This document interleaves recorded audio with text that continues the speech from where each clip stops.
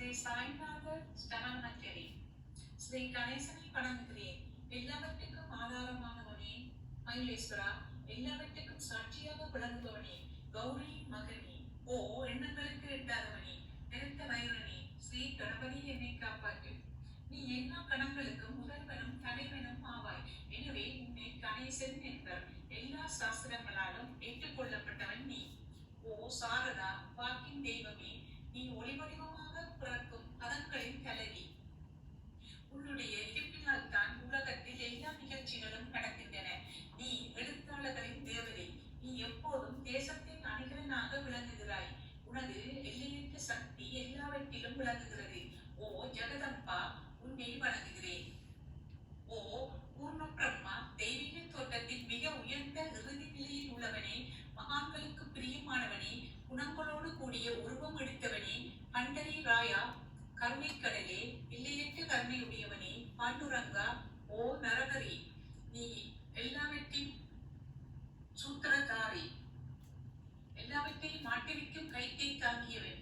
நீ யகமங்கம் வியாபித்துள்ளாய். எல்லா சாஸ்திரங்களும் உன்னுடைய உண்மையான உருவத்தை பற்றி ஆராய்ச்சி செய்கின்றன. வரும் புத்தக அறிவு மட்டுமே பெற்றவர்களுக்கு நீ காணப்படுவதில்லை. ஓ சக்கரவாணி, அத்தகைய அறிவிலிகள் யாவரும் வரும் வாத பிரதிவாதங்களிலேயே உழல்கிறார்கள். மகான்கள் மட்டுமே உன்னை அறிகிறார்கள். மற்றவர்கள் குழப்பத்தில் மூழ்கியவர்களாக மயங்கியவர்களாக உள்ளார்கள். உனக்கு பக்தியோடு கூடிய எனது நமஸ்காரத்தை சமர்ப்பிக்கிறேன். ஓ ஐந்து முகங்களுடையவனே, சங்கரா, மனித மண்டையோடுகளாலான மாலை அணிந்தவனே, நீல நிறமுடைய கழுத்தனே, திகம்பரா, ஓங்கார ரூபா, பசுபதி, எவருடைய உதடுகளில் உனது நாமம் விளங்குகிறதோ அவர்களது துன்பங்கள் உடனடியாக விலகிவிடும். ஓ துர்ச்செடி, உன் நாமத்தின் மகிமை அத்தகையது. உனது பாதங்களை வணங்கி நான் இந்த துதியை எழுத முற்படுகிறேன். நீலகண்டா, இதற்கு உனது முழுமையான உதவியை எல்லா விதத்திலும் எனக்கு அளிப்பார். இப்போது அத்ரி மகர்ஷியின் குமாரனான அத்தரையும், லக்ஷ்மி தேவியின் குலதெய்வமான விஷ்ணுவையும், ஸ்ரீ துகாராம் முதலான எல்லா மகான்களையும், பின்னர் பக்தர்கள் அனைவரையும் வணங்குகிறேன். சாய்நாதா, உமக்கு வெற்றி உண்டாகுக. பாவிகளை உய்விப்பவரே, அருள் நிறைந்தவரே, இப்போது உமது பாதத்தில் எனது சிரத்தை வைக்கின்றேன். எனக்கு பயமற்ற நிலையை உமது பாதுகாப்பை கொடும். நீ பூர்ணமான பிரம்மஸ்வரூபம், சுவங்களின் இருப்பிடம், மனிதர்களின் சிறந்தவனே, நீயே விஷ்ணு. எவருடைய பாதி உடலாக உமாதேவி இருக்கிறாரோ அந்த காலமே எரித்த சிவனும் நீயே. மனித உருவெடுத்த பரமேஸ்வரன், நீ ஞானவானத்தின் கதிரவன், நீ கருணை கடல், நீ பிறப்பாகிய கிழிச்சி மருந்து, நீ ஏழை எளியவர்களின் சிந்தாமணி, நீ உனது பக்தர்களை தூய்மைப்படுத்தும் கங்கா நதி, சம்சார கடலில் மூழ்குபவர்களுக்கு நீ ஓடம், அஞ்சுபவர்களுக்கு புகலிடம் நீ. இந்த பிரபஞ்சத்தின் மூல காரணமாக எந்த பரிசுத்தமான சைதன்யம் விளங்குகிறதோ, ஓ கருணை கடலே, அது நீயே. இந்த பிரபஞ்சம் உனது ஒரு விளையாட்டு. நீர் பிறவி அற்றவர், உமக்கு இறப்பும் இல்லை. நன்கு ஆய்ந்து விசாரித்து பார்த்து இறுதியில் அடையப்பட்ட முடிவு இது. பிறப்பு இறப்பு இவை இரண்டும் அஞ்ஞானத்தினால் தோன்றியவை. ஓ மகாராஜா, நீர் அவை இரண்டினின்றும் கொஞ்சம் கூட பற்றற்றவராக உள்ளீர்.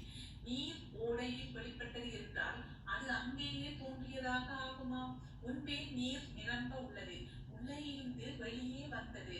அவ்வளவே. படுகையில் நீர் வந்த போது அதற்கு ஓடை என்று பெயர் ஏற்பட்டது. நீர் இல்லாவிடில் அது வெறும் படுகையே. பெருகுவது வற்றி விடுவது பற்றி நீர் சற்றும் பொருட்படுத்துவதே இல்லை. நீர் படுகைக்கு கொஞ்சமேனும் முக்கியத்துவம் அளிப்பது இல்லை. படுகை மட்டும் நீர் நிறைந்துள்ள போது பெருமை கொள்கிறது. நீர் வற்றும் போது மிகவும் வருந்தும் நிலையை அடைகிறது. மனித உடல் நீர் படுகை போன்றது. சுத்த சைதன்யமே பரிசுத்தமான நீர் ஊற்று. நீர் படுகைகள் எண்ணற்றவை. இருப்பினும் நீர் மட்டும் வேறுபடுவதில்லை. புறப்பெற்றவரான அருட்கடலே, உமது வஜ்ராயுதம் என் அஞ்ஞானமாகிய மலையை அழிக்கட்டும் என்று வேண்டுகிறேன். இத்தகைய எண்ணற்ற தோற்றங்கள் இதுவரை பூமியில் ஏற்பட்டுள்ளன, இப்போதும் இருந்து வருகின்றன. காலையில்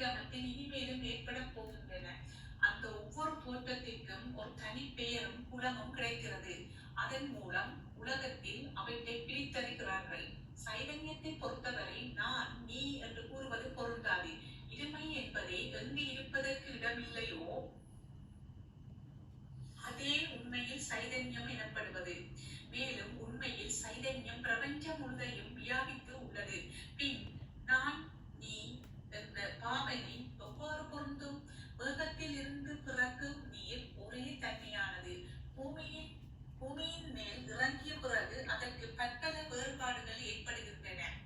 கோதாவரி நதிப்படுகையில் விழுந்த நீர் கோதாவரி என்று அழைக்கப்படுகிறது. கிணற்றில் விழுந்த நீருக்கு அத்தகைய மேன்மை இல்லை. மகான்களின் உருவமாகிய கோதாவரியில் உள்ள நீர் நீங்கள். நாங்கள் குளம், குட்டை, கிணறு போன்றவர்கள். நம்மிடையே உள்ள வேறுபாடு இதுவே. எங்களுடைய வாழ்வின் உண்மையான குறிக்கோளை அடைய நாங்கள் உங்களிடம் வர வேண்டும். எப்போதும் கரம் கூப்பி உங்களை சரணடைய வேண்டும். ஏனெனில் நீங்கள் புனிதத்தின் உறைவிடம். கோதாவரி நதிக்கு பாத்திரத்தினால், அதாவது படுகையினால் புனிதம் ஏற்பட்டது. வெறும் நீரை மட்டுமே நோக்குவோம் ஆகில் அது எங்கும் ஒரே விதமானது. கோதாவரி நதிப்படுகை புனிதம் வாய்ந்ததென்பது தீர்மானிக்கப்பட்ட உண்மை. அதனை தீர்மானிப்பதற்கு பூமியின் நல்ல தன்மை, தீய தன்மை ஆகியவையே உதவி செய்கின்றது என்பதை நோக்கவும். மேகத்தினின்று வந்த நீரின் புனிதத்தை எந்த பூமி பாவம் மாற்றவில்லையோ அந்த பாவத்தை சாஸ்திரம் அறிந்தவர்கள் கோதா என்று அழைத்தார்கள்.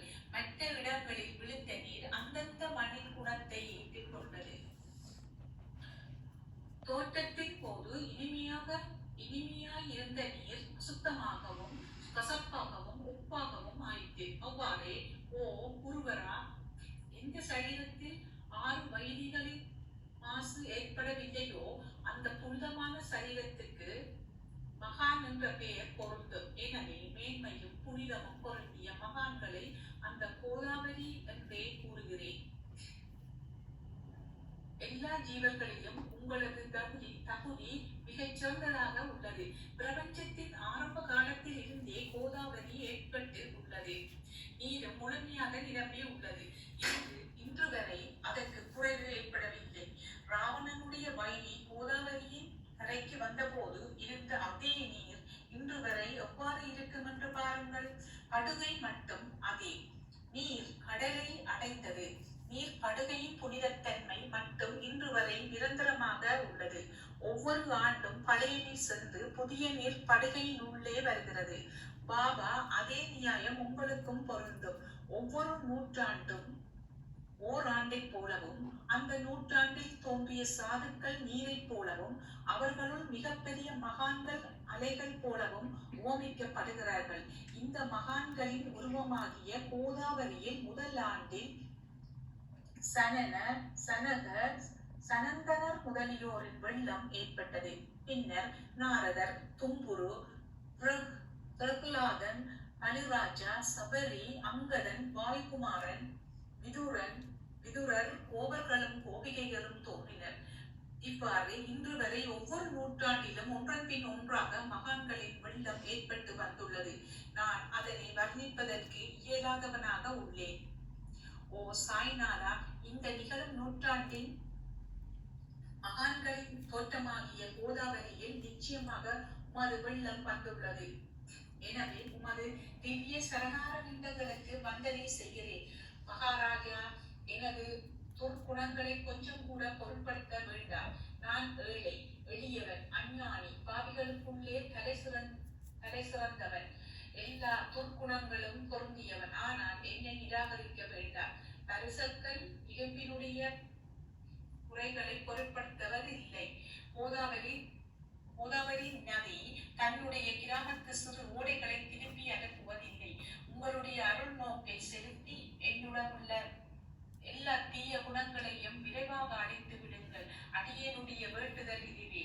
பரிசக்களின் தொடர்பு ஏற்பட்டும் இரும்பின் இரும்புத்தன்மை அழிக்கப்படாவிட்டால் குருவரா, அது பரிசக்களின் பெருமைக்கு இழுக்கு. என்னை பாவியாகவே இருக்கும்படி வைக்காதீர். தாங்கள் தாழ்வும் அடைய வேண்டாம். நீங்கள் பரிசக்கள், நான் இரும்பு. எனது அவமானம் உமதே என்பதை பாருங்கள். குழந்தை எப்போதும் தவறுகள் செய்கிறது, ஆனால் தாய் சினம் கொள்வதில்லை. இதை நினைவில் கொண்டு எனக்கு உங்கள் அருளாகிய பிரசாதத்தை அளிப்பீராக. ஓ சத்குரு சாய்நாதா, நீயே எனது கற்பகத்தரு. சம்சார சாகரத்தை கடக்க உதவும் சிறந்த படகு நிச்சயமாக நீயே. நீ காமதேவி, சிந்தாமணி, நீ ஞானவானத்தின் கதிரவன், நீ நற்குணங்களின் பெரும் சுரங்கம், ஸ்வர்க்கத்துக்கு செல்ல உதவும் படிக்கலும் நீயே. ஓ புண்ணியங்களின் இருப்பிடமே, சுத்திகரிப்பவரில் சிறந்தவரே, ஓ சாந்தமூர்த்தி, ஆனந்தத்தின் உறைவிடமே, பிரம்மஸ்வரூபா, பரிபூரணனே, வேறுபாடு அற்றவனே, ஞானக்கடலே, ஓ ஞானத்தின் உருவமே, மனிதர்களில் சிறந்தவனே, பொறுமை சாந்தி ஆகியவற்றின் உறைவிடமே, பக்தர்களின் இளைப்பாறும் இடமே, என்பால் மகிழ்வு நிறைந்த உன் அருள் நோக்கை செலுத்து. சக்குரு மச்சிந்திரரும் நீயே, மகாத்மா ஜாலந்தரரும் நீயே, நீயே நிவிருந்திநாதரும் ஞானேஸ்வரரும் ஆவாய். கபீர் ஷேக் முகமது இயேசுநாதர் ஆகியோரும் நீயே, நீயே போதலாவும் சாவதா மாலியும், உண்மையில் ராமதாசரும் நீயே, சாய்நாதா நீயே, துவாராம் சகாராம் மகாராஜும் மாணிக்க பிரபுவும் நீயே. உமது இந்த அவதாரம் உண்மையில் அறிய முடியாத விதமாக உள்ளது. தங்களுடைய ஜாதியை பற்றி எவரும் அறிந்து கொள்ளும்படி தாங்கள் விடவில்லை. சிலர் உங்களை முஸ்லிம் என்கின்றனர், சிலர் அந்தனர் என்கின்றனர். கிருஷ்ணனுக்கு சமமான லீலைகளை தாங்கள் செய்கிறீர்கள். ஸ்ரீ கிருஷ்ணனை பார்த்து பலரும் பலவிதமாக பேசினர். சிலர் யதுகுலத்து அரிய ஆபரணம் என்றனர், சிலர் இடையன் என்றனர். யசோதை மென்மையான குழந்தை என்றார், கம்சன் மகாகாலன் என்றார், உத்தவர் அன்பு வடிவானவன் என்றார், அர்ஜுனன் பூர்ண ஞானி என்றார். அவ்வாறே தங்களை பற்றியும் தத்தமது மனத்தில் நிச்சயப்படுத்தியதற்கு தக்கபடிய அவரவர்கள் அழைக்கின்றனர். மசூதி உங்களது இருப்பிடம், உமது காதுகள் குத்தி இருக்கப்படவில்லை. உங்களது பாதிய சடங்கையும் பார்த்துவிட்டு உங்களை முஸ்லீம் என்று கூறுவது பொருத்தமாகவே உள்ளது. அவ்வாறே கருணை வடிவான உமது அக்னி வழிபாட்டை பார்த்து நீங்கள் ஹிந்துதான் என்று எங்கள் மனத்தில் நிச்சயம் ஏற்பட்டது. ஆனால் வெளி விவகாரங்களில் உள்ள இத்தகைய வேறுபாடுகளை தர்க்கவாதிகளை விரும்புவார்கள். உண்மையான ஞானத்தில் ஆர்வமுள்ள பக்தர்கள் அவற்றிற்கு முக்கியத்துவம் அளிக்க மாட்டார்கள். நீங்கள் பிரம்மத்தின் நிலையில் விளங்குகிறீர்கள். உங்களுக்கு ஜாதியும் கோத்திரமும் இல்லை. நீர் எல்லோருக்கும் குருமூர்த்தியாயும் ஆதி காரணமாகவும் உள்ளீர். முஸ்லிம் இந்துக்களிடையே பகமை ஏற்பட்டதால் அவர்களை ஒற்றுமைப்படுத்துவதற்காக மசீது அக்னி இரண்டையும் ஏற்று பக்தர்களுக்கு உங்கள் லீலைகளை காட்டினீர்கள். தாங்கள் ஜாதி மதங்களுக்கு அப்பாற்பட்டவர். நீங்கள் பிரம்மமே. உண்மையில் நீங்கள் அது தத்துவமசி. நீங்கள் உண்மையில் தர்க்கங்களுக்கு அப்பாற்பட்டவர். உங்கள் முன்னால் எவ்வளவோ தர்க்க விதர்க்கங்கள் நிகழ்ந்தன. அங்கே எனது சாதாரண மொழிகள் எப்படி ஏற்படும்? ஆனால் உங்களை பார்க்கும் போது என்னால் மௌனமாக இருக்க முடியவில்லை. துதி செய்வதற்கு உலக வழக்கில் பதங்களே சாதனமாக உள்ளன. எனவே உங்கள் அருளாசியுடன் பதங்களால் என்னென்ன வர்ணனைகள் ஏற்படுகின்றனவோ அவற்றை எப்போதும் செய்வேன். மகான்களின் தகுதி கடவுளின் தகுதியை விட வேறுபட்டதும் மிக உயர்ந்ததும் ஆகும். சாதுக்களின் அருகில் எனது உனது என்ற வேறுபாடுகளுக்கு சிறிதேனும் இடமில்லை. கிரண்யசிவுக்கும் ராவணனுக்கும் கடவுளை வெறுத்ததன் மூலம் மரணம் ஏற்பட்டது. இத்தகைய சம்பவம் ஒன்று கூட மகான்களின் கரத்தால் நிகழவில்லை. அரசன் கோபிசந்தன் ஜாலந்தரரை சாணக்குவியலில் புதைத்தான். ஆனால் அந்த மகான் மனம் வருந்தவில்லை. மாறாக அந்த அரசனை சம்சார சுழலிலிருந்து விடுவித்து அமரனாக செய்துவிட்டார். இத்தகைய மகான்களின் மேன்மையை எவ்வாறு வர்ணிப்பேன்? மகான்கள் சூரியனை போன்றவர்கள். அவர்களின் கருணை ஒளிமயமானது. மகான்கள் சுகந்தரம் சந்திரனை போன்றவர்கள். அவர்களுடைய அருள் சந்திரனுடைய ஒளி போன்றது. மகான்கள் இதமளிக்கும் கஸ்தூரி போன்றவர்கள். அவர்களின் அருள் அதன் நறுமணம் போன்றது. மகான்கள் ரசம் நிரம்பிய கரும்பு போன்றவர்கள். அவர்களது அருள் அதன் இன்சுவை போன்றது. மகான்கள் நல்லவரிடமும் தீயவரிடமும் ஒரே விதமாக நடந்து கொள்கிறார்கள். மாறாக பாவிகளிடமே எல்லையற்ற அன்பு உள்ளவர்களாக உள்ளார்கள். கோதாவரி நதியின் நீரில் அழுக்கடைந்த துணிகளை துவைப்பதற்காக வருகின்றன. சுத்தமானவை கோதாவரி நின்று வெகு தொலைவில் பெட்டியிலேயே தங்குகின்றன. பெட்டியில் வைக்கப்பட்டிருந்த அந்த துணியும் ஒரு முறை கோதாவரியின் படுகையில் நன்றாக துவைப்பதற்காக வந்தது. இந்த உவமையில் பெட்டிதான் வைகுண்டம், நீங்களே கோதாவரி. நம்பிக்கையே படித்துறை, ஜீவாத்மாக்களே துணிகள், 6 வித விகாரங்களே அவைகளை பற்றியுள்ள அழுக்கு. உங்களது பாதார விந்தங்களை தரிசிப்பதே கோதாவரி ஸ்நானம் ஆகும். எல்லா அழுக்குகளையும் போக்கி சுத்தப்படுத்துவதில் நீர் மிகுந்த சாமர்த்தியசாலி. சம்சாரத்தில் உழலும் ஜனங்களாகிய நாங்கள் மேலும் அழுக்கு படைந்தவர்களாக உள்ளோம். எனவே மகான்களின் தரிசனம் பெறுவதற்கு உரிமை பெற்றவர்கள் நாங்கள். கோதாவரி நதியில் நீர் நிரம்பி உள்ளது. படித்துறையில் துவைப்பதற்கான அழுக்கு துணிகள் உள்ளன. அவை அப்படியே துவைக்கப்படாமல் கிடந்தால் அது உண்மையில் கோதாவரிக்கு இழுக்கு ஆகும். நீங்கள் அடர்ந்த நிழலும் குளிர்ச்சியும் தரும் சிறந்த மரம். நாங்கள் உண்மையில் பாதசாரிகள்.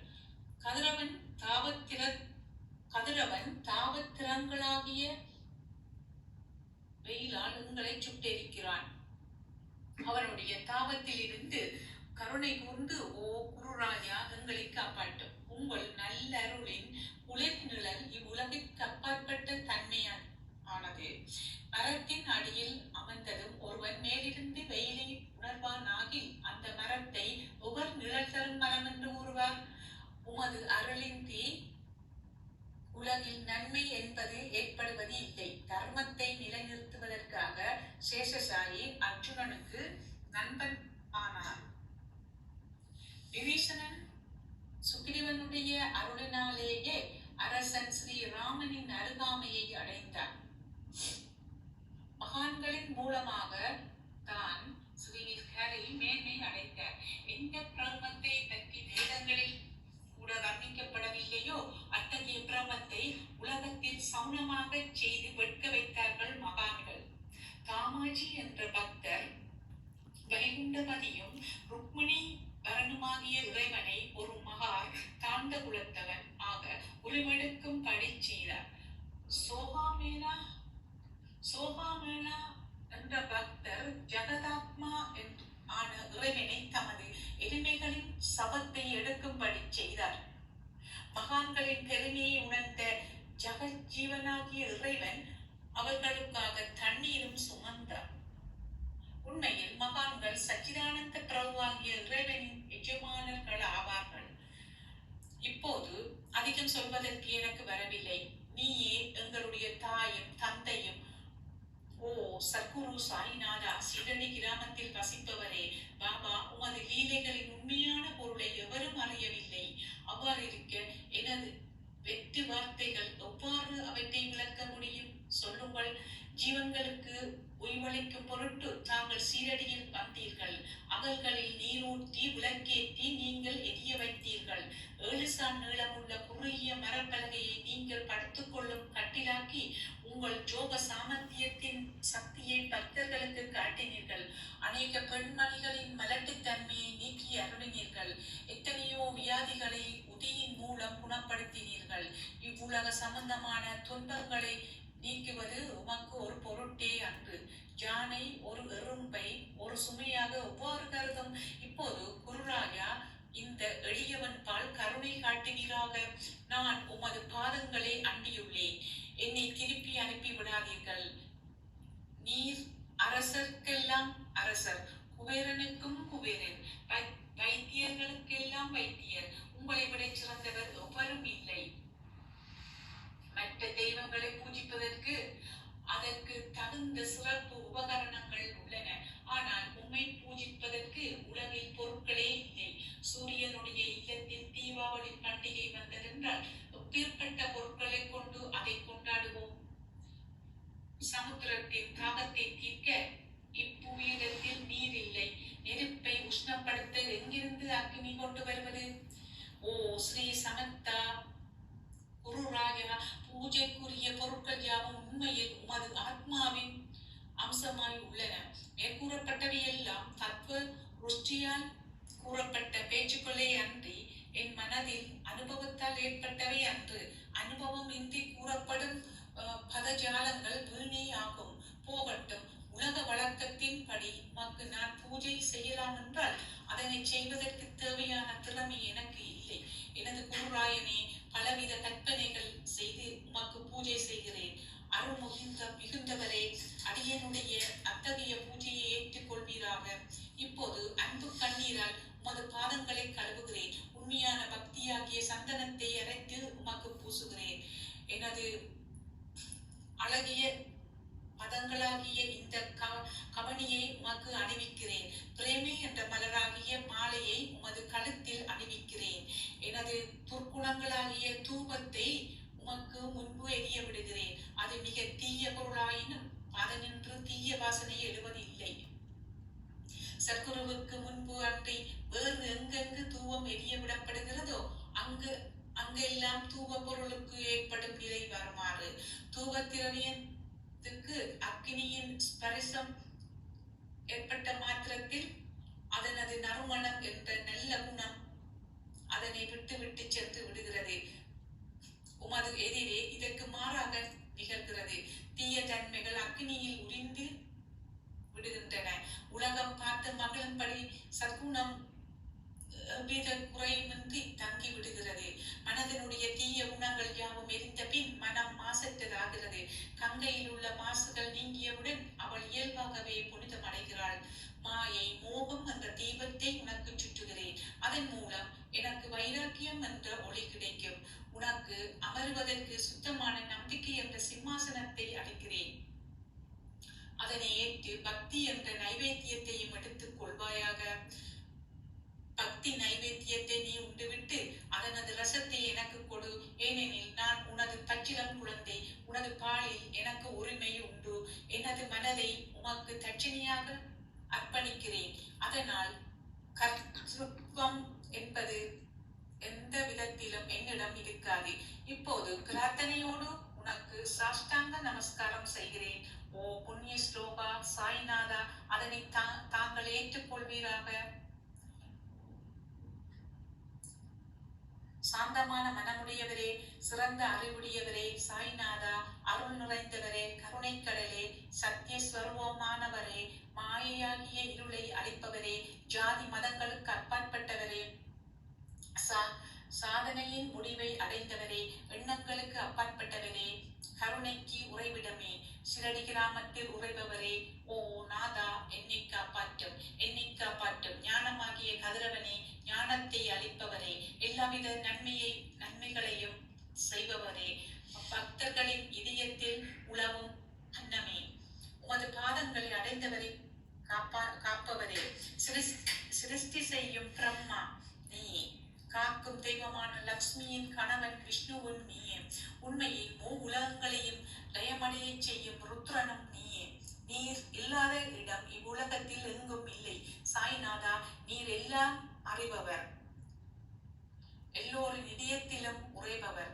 எனது எல்லா குற்றங்களையும் மன்னிக்க வேண்டுமென்று வேண்டுகிறேன். பக்தியின்மை, சந்தேகங்கள் போன்ற அலைகளை விரைவில் நீக்குவீராக. நீர் பசு, நான் கச்சிலங்கன்று. நீர் சந்திரன், நான் சந்திரகாந்தக்கல். உங்கள் பாதங்கள் கங்கா நதியின் ஸ்வரூபம் ஆனவை. அவற்றை நான் பக்தியோடு வணங்குகிறேன். இப்போது உமது அடைக்கலமளிக்கும் அருள்மயமான கரங்களை எனது சிரத்தின் மேல் வைப்பீராக. எனது வருத்தங்களையும் கவலைகளையும் நீக்குவீராக. இந்த கணு தங்கள் பணியாளர். இந்த பிரார்த்தனாஷ்டகத்தை கூறி நான் சாஷ்டாங்க நமஸ்காரம் செய்கிறேன். எனது பாவங்களையும் துன்பங்களையும் ஏழ்மையையும் உடனடியாக நீக்குவீராக. நீர் பசு, நான் கன்று. நீர் தாய், நான் குழந்தை. என் விஷயத்தில் மனதில் கடினம் கொள்ள வேண்டாம். நீர் மலையகிரியில் உள்ள சந்தன மரம், நான் முள்ளடர்ந்த புதர். நீர் புனிதமான கோதாவரி நீர், நான் பெரும் பாவி. ஓ குருராயா, உமது தரிசனம் ஏற்பட்ட பிறகும் என்னிடத்தில் உள்ள துர்க்குணம் என்ற மாசு அவ்வாறே தங்கி இருக்குமாகில் உம்மை சந்தனம் என்று எவர் கூறுவர்? கஸ்தூரியின் அண்மையை அடைந்த மண்ணும் உயர்வாக மதிக்கப்படுகிறது. மலர்களின் அண்மையால் நாரும் தலை உயர்ந்த இடத்தை பெறுகிறது. மகான்களின் தன்மையும் இத்தகையதே. அவர்கள் எந்தெந்த பொருட்களை ஏற்றுக்கொள்கிறார்களோ அவற்றை உயர்ந்த நிலைகளை அடைவிக்கிறார்கள். சிவபெருமான் விபூதி, கோவணம், நந்தி ஆகியவற்றை ஏற்றுக்கொண்டதால் எல்லா திக்குகளிலும் அந்த பொருட்களுக்கு மிகவும் மதிப்பு ஏற்பட்டுள்ளது. இடையர்களை மகிழ்விக்கும் பொருட்டு பிருந்தாவனத்திலும் ஜமுனை நதிக்கரையிலும் ஜகத்துக்கெல்லாம் இறைவனானவன் தகிகாலா என்ற விளையாட்டை விளையாடினான். ஞானி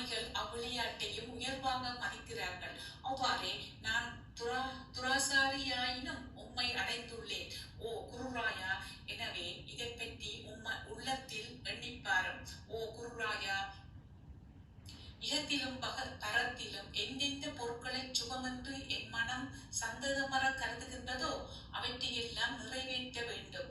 உமது கருணையினால் இவ்வாறு செய்துவிடும். எனது மனத்தை அடக்கிவிடும். சமுத்திரத்தை இனிமையாக செய்துவிட்டால் பிறகு உப்புத்தன்மையை பற்றிய பயம் இல்லை. சமுத்திரத்தை இனியதாக்கும் சக்தி உண்மையில் உமக்கு உண்டு. எனவே தாஸ்கனுவின் இந்த வேண்டுதலை நிறைவேற்றுவீர். என்னிடம் என்னென்ன குறைகள் உள்ளனவோ அவை அனைத்தும் உமதே. சித்தர்களுக்கெல்லாம் அரசனான உமக்கு குறை என்பது பொருந்தாது. இப்போது அதிகமாக சொல்வது எதற்காக? நீரே எனக்கு ஆதாரம். தாயினுடைய இடுப்பில் உள்ள குழந்தை இயல்பாகவே பயமற்றி இருக்கிறது. மகாராஜா, இந்த துதியை எவரவர்கள் அன்புடன் படிக்கிறார்களோ அவரவர்களுடைய விருப்பங்களை நிறைவேற்றுவீர். இந்த துதியை படிப்பவர்களின் 3 வித தாபங்களும் ஓராண்டுக்குள் விலகிவிடும் என்பதே இந்த துதியின் மேல் உமது நிரந்தரமான அருளாசியாக இருக்கட்டும். ஸ்நானம் முதலியவற்றை செய்து சுத்தமாக ஆனபின் உங்கள் மனத்தில் சுத்தமான பக்தியோடு தினமும் இந்த துதியை படிக்கவும். இவ்வாறு செய்ய முடியாவிட்டால் ஒவ்வொரு வியாழக்கிழமை அன்றும் மனத்தில் சத்குரு மூர்த்தியை இருத்தி படிக்கவும். அதுவும் கூட இயலாவிடில் ஏகாதசி தோறும் அதன் விளைவுகளை பார்ப்பதற்காக இந்த துதியை படியுங்கள். துதியை படிப்பவர்களுக்கு இறுதி கணத்தில் உயர்ந்த நிலையை குருமூர்த்தி அளிப்பார். நான் சொல்வதை கேட்டுக்கொண்டிருப்பவர்களே, இவ்வுலகியல் ஆசைகளை அவர் விரைவில் நிறைவேற்றுவார். இந்த துதியை பாராயணம் செய்வதால், மீண்டும் மீண்டும் படிப்பதால் முட்டாள்கள் அறிவாளிகள் ஆவார்கள். எவருக்காயினும் வாழ்நாள் குறைவாக இருப்பின் அவர்கள் இதை படிப்பதால் 100 ஆண்டு ஆயுள் உள்ளவராவார்கள். இந்த துதியை படிப்பதால் செல்வத்துக்கு குறைவு இருந்தால் குபேரன் அவர்களது இல்லத்துக்கு வந்து பணி செய்வான். இது சத்தியம் என்று மும்முறை உரைக்கின்றேன். சந்ததி அற்றவர்களுக்கு இந்த துதியை படிப்பதால் குழந்தை செல்வம் கிட்டும். இதனை படிப்பவர்களின் ரோகங்கள் முற்றிலும் நீங்கிவிடும். தினந்தோறும் இந்த துதியை பாராயணம் செய்வதால் பயமும் கவலைகளும் நீங்கிவிடும். மதிப்பும் மரியாதையும் உயரும். அறிவற்ற பிரம்மத்தை உணர்வார்கள். ஓ அறிவாளிகளே, உங்களது மனத்தில் இந்த துதியை பற்றி நம்பிக்கை கொள்ளுங்கள். தர்க்கங்கள், தவறான எண்ணங்கள் ஆகியவற்றுக்கு கொஞ்சம் கூட இடம் கொடுக்க வேண்டாம். சீரடி சேத்திரத்துக்கு கிரமமாக யாத்திரை செல்லுங்கள். பாபாவின் திருவடிகளை மனத்தில் இருத்துங்கள். அவர் அநாதைகளின் உறவினர். பக்தர்களின் விருப்பங்களை பூர்த்தி செய்யும் கற்பகத்தரு. அவருடைய பிரேரணையினாலேயே இந்த துதியை எழுதினேன். இல்லாவிடில் பாமரனாகிய என்னால் இத்தகைய படைப்பு எவ்வாறு ஏற்பட முடியும்? சக ஆண்டு 1840 பாப்ரபதம் மாதம் சுத்தவஜத்தில் கணேச சதுர்த்தி திதியன்று திங்கட்கிழமை 2வது பிரகரத்தில் 3 மணி நேரம் புனிதமான நர்மதா நதி தீர்த்தத்தில் உள்ள மகேஸ்வரர் என்ற சேத்திரத்தில் ஸ்ரீ அகல்யா தேவி சந்நிதியில் ஸ்ரீ சாய்நாத ஸ்தவன மஞ்சரி நிறைவடைந்தது. மகேஸ்வரம் என்ற புகழ்பெற்ற சேத்திரத்தில் இந்த துதி நிறைவடைந்தது. ஸ்ரீ சாய்நாதர் என் மனதுள் புகுந்து ஒவ்வொரு பதத்தையும் என்னை கூற வைத்தார். தாமோதரன் என்ற சீடன் இந்த துதியை எழுதினார். தாஸ்கனுவாகிய நான் எல்லா மகான்களுக்கும் பணியாள்.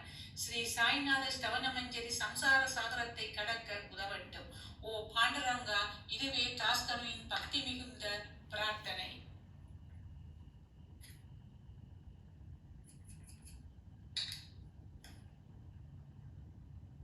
தாஸ்கனு மகாராஜ் எழுதிய நூலாகிய ஸ்ரீ சாய்நாத ஸ்தவன மஞ்சரியை தமிழில் கவித்தென்றல் ராமானுச கவிராயர் மகனாகிய கள்ளபிரான் எழுத சாய்நாதர் அருள் தந்தார். இதை சொல்லும் போது உங்கள் மனம் கோவிலாவதை உணர்வீர்கள். இதை சொல்பவர்கள் துன்பம் நீங்கிவிடும். அன்று பூமியில் உலவிக் கொண்டிருந்த காலத்தில் சாய்நாதர் எல்லோரும் காணும்படியாகவே 4 இடங்களில் ஒரே நேரத்தில் தோன்றி நலம் செய்து காத்திருக்கிறார். ஆகவே உடம்பு இல்லாவிட்டாலும் அயராமல் பக்தர்களை பேணுவார் என்பதை அனுபவத்தில் உணர்ந்து கொள்வீர்கள். நம்பிக்கையோடு பொறுமையாய் காத்திருக்கும் பக்தர்கள் எது நினைத்தாலும் சாய் அருளால் நடக்கும். அன்று காத்தது போல் இன்றும் என்றுமே அவர் மிகுந்த சக்தியுடன் செயல்படுவார்.